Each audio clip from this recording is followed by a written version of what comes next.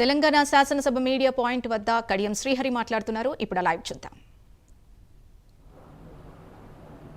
నాలుగవది వేలేరు మండలంలో చిల్పూర్ మండలంలో కొన్ని గ్రామాలకు ఎత్తైన గ్రామాలకు ఎత్తు ప్రదేశంలో ఉన్న గ్రామాలకు సాగునీరు లభించడం లేదు. గండిరామల నుంచి లిఫ్ట్ ఇరిగేషన్ స్కీమ్ కావాలని అంటే గత ప్రభుత్వమే 104 కోట్ల రూపాయలతోని మంజూరు ఇచ్చింది, కానీ పనులు పూర్తి కాలేదు.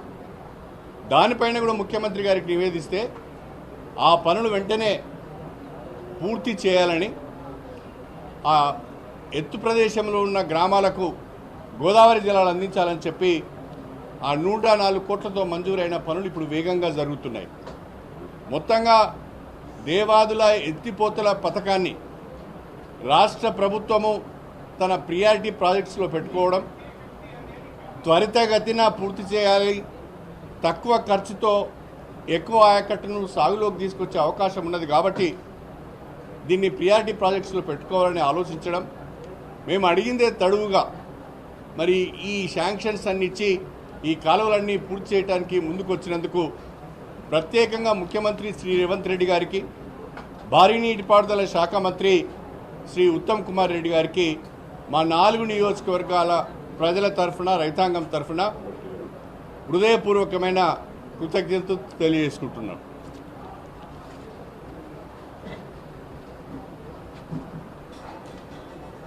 మా పాలకుర్తి నియోజకవర్గం అట్లనే స్టేషన్ గన్పూర్, తుంగతుర్తి, వర్ధన్నపేట ఇవన్నీ కలిపి మొత్తం ఒక 78,000 ఆయకట్టు దేవాదుల ఫేజ్ 3 ప్యాకేజ్ 6 కింద ఉన్నాయి.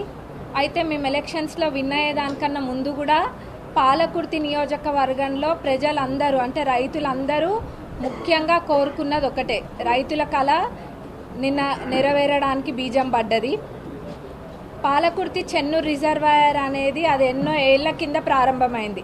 అది ప్రారంభమైంది కూడా కాంగ్రెస్ గవర్నమెంట్ ఉన్నప్పుడు ప్రారంభమైంది. దాని తర్వాత వీళ్ళు వచ్చిన గత 10 సంవత్సరాలు కూడా మొత్తం కలిపి ఒక 20-25% పనులు మాత్రమే పూర్తి చేయగలిగినారు. అది కూడా ఏది కూడా సక్రమంగా చేయలేదు. గత 10 సంవత్సరాలు phase 3 package 6 Palakurthi Chennur reservoir కంప్లీట్గా నిర్లక్ష్యానికి గురైంది గత ప్రభుత్వంలో.